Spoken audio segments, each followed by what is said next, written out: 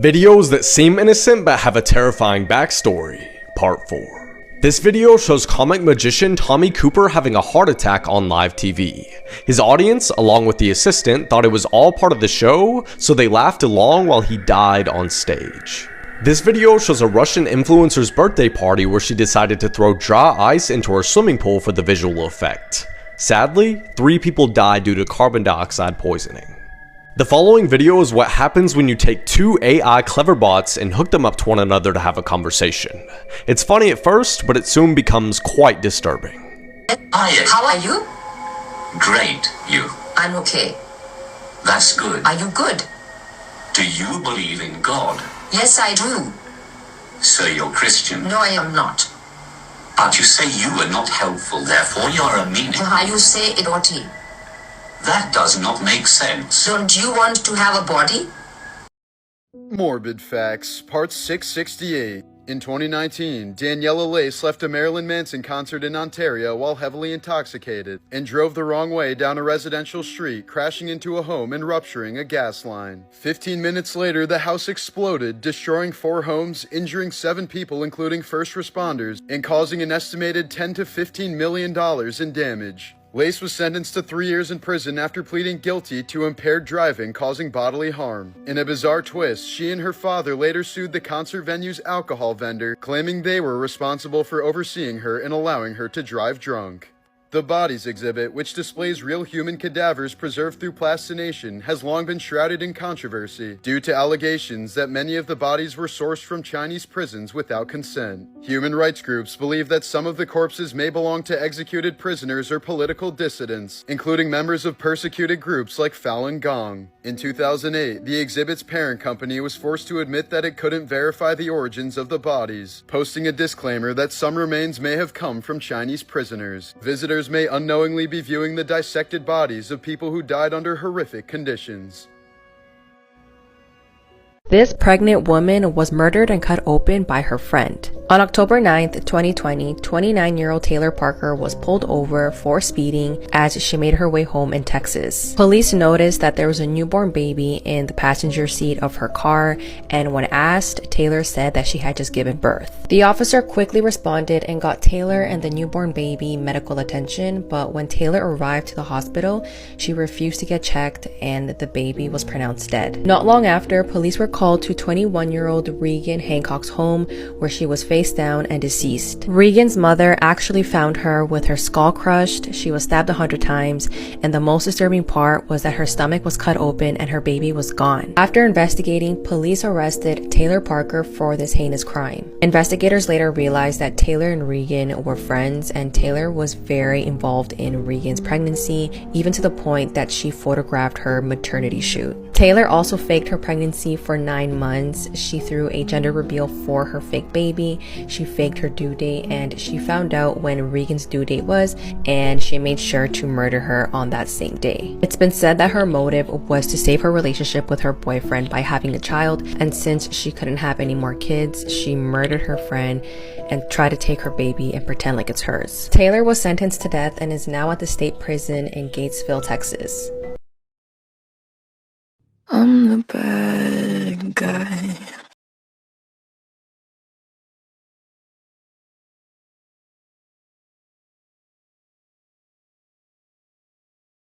Not alone.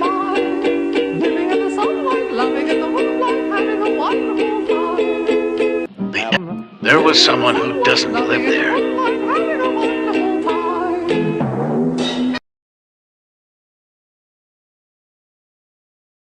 She was cooked by her crush and was served with potatoes. This is the disturbing story of a beautiful young Russian girl by the name Katrina. She was into poem writing and heavy metal, but sadly in one of these concerts, she met someone that would change her life. She met a 19-year-old man by the name of Maxon in one of these heavy metal concerts. She ended up liking him so much she started developing a crush. Her mother, on the other hand, got suspicious weird vibes from this person and didn't want her daughter to be near him. But of course, she brushed it off and she continued to talk to this person. One day she lied to her mother and said that she was gonna go stay over at a friend's house to study for a project. Her mother was hesitant, however she insisted and she was able to go. She ended up lying to her mother to go to Maxim's apartment and meet up with other friends. These three individuals referred to her as fresh meat. When she arrived there, they drowned her and started eating her. One of the roommates claimed to have heard noise, but didn't think much of it. When she came back from work the next day, her roommates served her some potatoes with beef. Of course, she didn't think anything suspicious because what? You know, they're her roommates. Little did she know that the beef, the meat, wasn't really animal meat. The meat belonged to Katrina, who they've had chopped, dismembered, and eaten. They cooked her with onions and spices in the oven. When they were interrogated, they said they ate her because they were drunk and hungry. The people in the courtroom were horrified and disgusted by the crime scene photos. They were charged for the murder of Katrina. What do we think about this disturbing case? I don't know if I can visit Mexico. Why? Bro, they have the scariest urban legends. For real? Yeah, they got La Chuza, which is a shape-shifting witch that looks like an owl and is 7 feet tall with the face of a woman. And you're not supposed to go outside if you hear whistling in your window. What else? Oh, and La Llorona. She usually stays near bodies of water. She wears a white gown, long hair, and she's always crying for her children that she actually drowned. So you're next if you see her while driving on the side of the road. Oh my god. There's like this abandoned Disney park in Veracruz, Mexico. What about it? It has a statue that moves at night. There was 2 people exploring the abandoned park and caught it on video. Fam, you gotta check this out. No, aguanta, deja que mi cámara enfoque bien, deja que mi cámara enfoque bien. Deja que mi cámara enfoque bien, güey, eso no es el velador. No digas perras mamadas, no digas mamadas. Güey, es que era el vestido también así, güey. Amarillo. And it's static, frozen. I'm good on Mexico. But they do have beautiful women. You right, we might have to risk it. Imagine going through your father's computer only to find hundreds of nude photos of yourself. That's exactly what happened to 39-year-old interior designer Jade Jinx. On December 31st, 2020, Jade was cleaning her stepfather's house when she found her own photos on his computer. Her stepfather, Tom Merriman, was at the doctor's when she found out, and she picked him up and then took his life. These nudes were taken about 10 years ago by her boyfriend at the time, and she has no idea how her stepfather got a hold of these photos. Prosecutors believe that Jade drugged Tom first, and then she strangled him in her car after she picked him up from his appointment. She then tried to bring Tom into his house using a wheelchair, but he fell onto the driveway, and since she couldn't pick him back up, she just piled boxes on top of him to hide him from neighbors. Jade has maintained her innocence and says that she did not murder Tom and that she found him like that, but she panicked and that's why she never called for help. Although Jade does claim that growing up, her stepfather was very inappropriate with her and she felt manipulated by him, but she never told anyone. Investigators did find a lot of evidence against Jade, and one of these things were that she texted 2 people telling them that she did murder Tom. Jade was eventually convicted of first-degree murder and was sentenced to life in prison with the possibility of parole in 25 years. Morbid Facts, Part 539. Children's entertainer and YouTuber Stephen John, aka Blippy, hasn't always been so family-friendly. He began his career as a gross-out video creator under the name Steezy Grossman, and would post shocking videos of himself performing grotesque acts across illicit websites. Most infamously, he performed the Harlem Shake in 2013 while standing unclothed on a toilet and defecated all over his unclothed friend. Despite Steven's regret and extensive efforts to have the video removed from the internet, it can still be found rather easily. Don't try to find it. Please don't. Oh my god, why did I watch it? What the fuck, Blippy? In 2013, unemployed 30-year-old Princeton graduate Thomas Gilbert Jr. shot and killed his hedge fund manager father just hours after being told his $1,000 weekly allowance would be cut down to just $300. He was sentenced to at least 30 years in prison. A Japanese pilot who bombed a town in Oregon during World War II returned 20 years later to present his family's 400-year-old sword as a symbol of regret. His daughter said that if he'd received a negative reaction, he would have used the sword to perform seppuku on himself instead.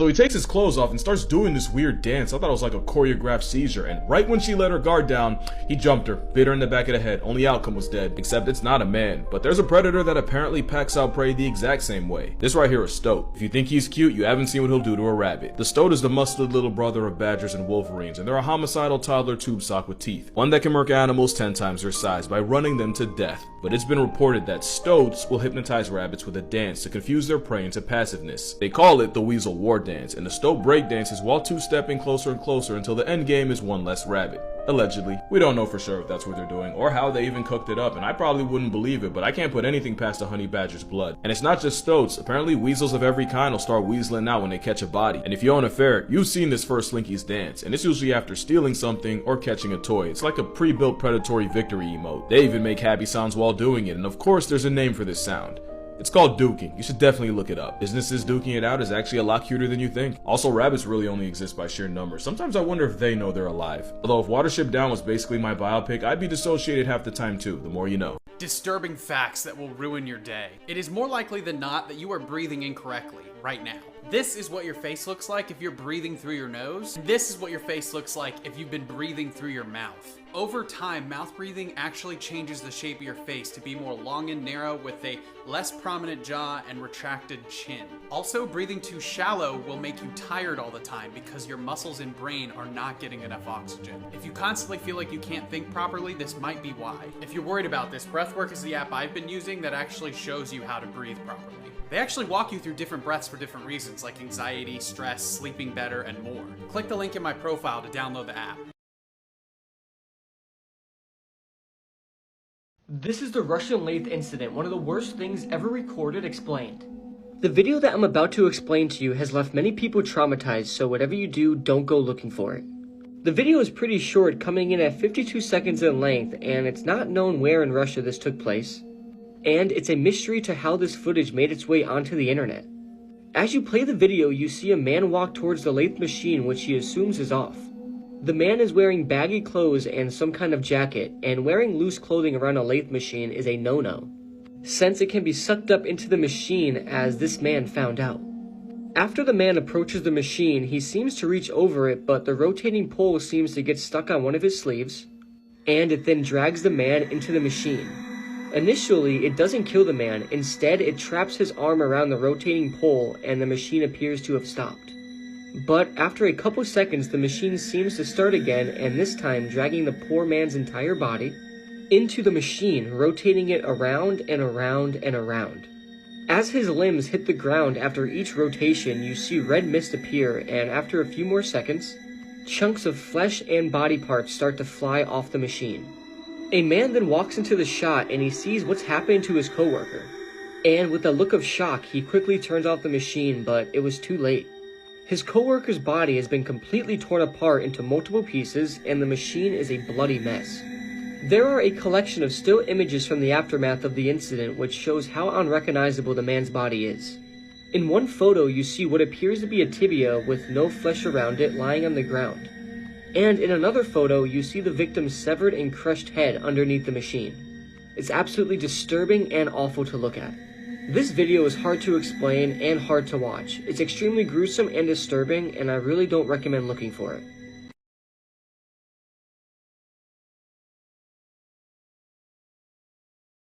Why are some people celebrating the death of Hulk Hogan? Well, it's partly due to the insane coincidence of the date of his death. You see, Hogan happened to pass away on the 24th of July, which is the exact same day he was fired from the WWE 10 years ago for a racism scandal. See, that was the year that transcripts from a video were leaked in which he used the N-word multiple times and was quoted saying, "I guess we're all a little racist," when speaking about his daughter's black boyfriend. And just to make this coincidence even crazier, the day he got fired, he also tweeted this: "In the storm, I release control. God and his universe will sail me to where he wants me to be." Exactly 10 years later, to the date, he was found dead in his Florida home. And so partly because of how insane this coincidence is, the whole racism scandal is being brought to the forefront of the news headlines. But then there's the flip side of many people mourning his death and defending Hulk online. They're saying things like this is just being brought up to ruin his legacy, that he's apologized many times, and that this shouldn't take anything away from the positive impact that he had on wrestling storytelling and pop culture. But I guess the question is, what do you guys think? In October of 2002, Mark and his wife Kathy were on their way to a baby shower in Baltimore, Maryland. It would be a 7-hour drive from their home in Ohio, so Mark and Kathy tried to get out the door as early as possible, but one thing led to another and they got a pretty late start. By midnight, they were only about an hour away from their final destination, but they both desperately needed a bathroom break. And so they pulled into a rest stop in Frederick County, Maryland, which is about an hour outside of Washington, D.C. The rest area parking lot was completely vacant except for one car, which was a 4-door sedan that was parked head-in right in front of the bathroom. Mark and Kathy pulled into a spot that was a few over from the sedan. They got out, they walked up to the restroom. Mark was done first, so he waited outside of the women's restroom for his wife. As he waited, he turned around to face the sedan. He can clearly see there are 2 people in the front 2 seats. A middle-aged man who's sitting behind the steering wheel looking directly at Mark, and then next to this guy is a sleeping teenager. And immediately, Mark felt really creeped out by these 2 guys. Finally, his wife did come out. He grabbed her by the hand and without any explanation, rushed them back to their car and began backing out. And as he did, he looked over at the sedan and he saw the guy behind the steering wheel was looking over at Mark with that same menacing look on his face. Mark also noticed there was something odd about the sedan's trunk. There was a fist-sized hole right above the license plate where you would normally put the key inside of. So the whole scene was just totally bizarre, and after Mark and Kathy sped out and were back on the highway, Mark explained to Kathy that there were actually 2 people inside of that sedan and they really creeped him out, and that's why he had grabbed her and rushed them back into the car. By the time the couple got to the baby shower in Baltimore, they had completely forgotten about their experience at the rest stop. About a week later, the couple was watching TV in their home when a breaking news bulletin came across, and it showed a reporter who was standing at the exact same rest stop that they had stopped in, and behind them was the same late model sedan that they had seen parked at that rest stop when they had pulled in. The headline of this special news bulletin was DC Snipers Caught. It would turn out that middle-aged man sitting in the driver's seat of the sedan staring at Mark was none other than John Allen Mohammed, and the guy next to him, the teenager who was sleeping, was Lee Boyd Malvo. These were the 2 men that were responsible for the highly coordinated 3-week-long attack that left 10 people dead in the Washington, D.C. area. The fist-sized hole that Mark saw on the back of their trunk was what they used to shoot through because it allowed them to stay concealed in the trunk while they were shooting. Mohammed and Malvo had been using that particular rest stop in Frederick County as a place to hide out in between their killings. When Mark and Kathy pulled in next to them, they were only halfway through their killing spree. Mark believes the only reason he and his wife were not targeted is because the killers most likely were trying to keep this rest stop off the radar because it was their hiding spot, and so they wouldn't have risked an attack there. Although, ironically, they would ultimately be caught in that rest stop. Mohammed was executed by lethal injection in 2009, and Malvo is serving a life sentence.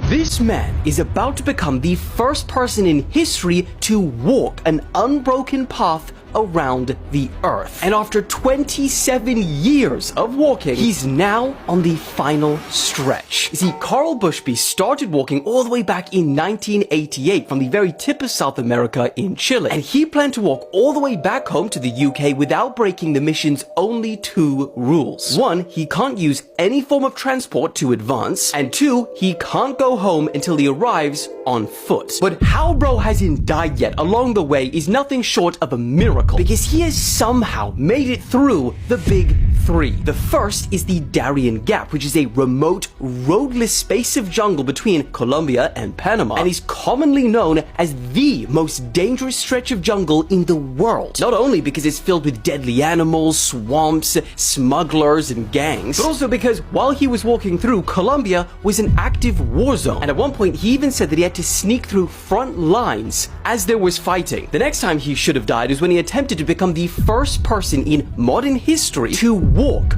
on foot from America to Russia on a frozen ice bridge called the Bering Strait. It took him 14 days of walking and swimming through freezing temperatures, and at one point he even got swept 52 miles north, because remember, this gap is not frozen solid, so the ice still moves around with the wind. Despite this, he still somehow doesn't die, and he makes it through to the other side. Once in Russia, though, they arrested him for multiple weeks, and they actually wanted to give him 5 years in prison. Now, luckily, he managed to get himself released, but things weren't cruisy from there, because right when he started to make his way through Asia, the Siberia, Mongolia, China, the 2008 financial crisis hit, and he lost a bunch of key sponsors that he was relying on financially. Things got so rough during this period that he said there were days where he would go without food. But it was when he made it to the edge of Asia where he would face his biggest challenge yet, the Caspian Sea. Problem is, if he wanted to walk over it, he would have to enter Russia, and if he wanted to walk below it, he would have to enter Iran. Neither were good options. In fact, he spent over a year in Turkmenistan just trying to figure out a way to proceed. And once he realized the only way to advance was to swim across, Plan Crazy turned into Plan Reality. For the next 31 days, he swam over 300 kilometers across the Caspian Sea, becoming the first person ever to do so. And that's despite him saying that he is a terrible swimmer and he hates it. Once over that hurdle, he then continued across Azerbaijan, Turkey, and then just 2 months ago, now in 2025, he officially entered Europe, the last continent and the home stretch in his nearly 3-decade journey. This man has walked through wars, pandemics, the invention of the smartphone, the launch of the freaking International Space Station. Bro has missed everything. He has been walking so long that his final destination is where he left from, his mother's house. In fact, he is expected to arrive a few months after GTA 6 releases. Nothing comes after GTA 6. If they don't make a movie out of this man's life, I'ma be pissed.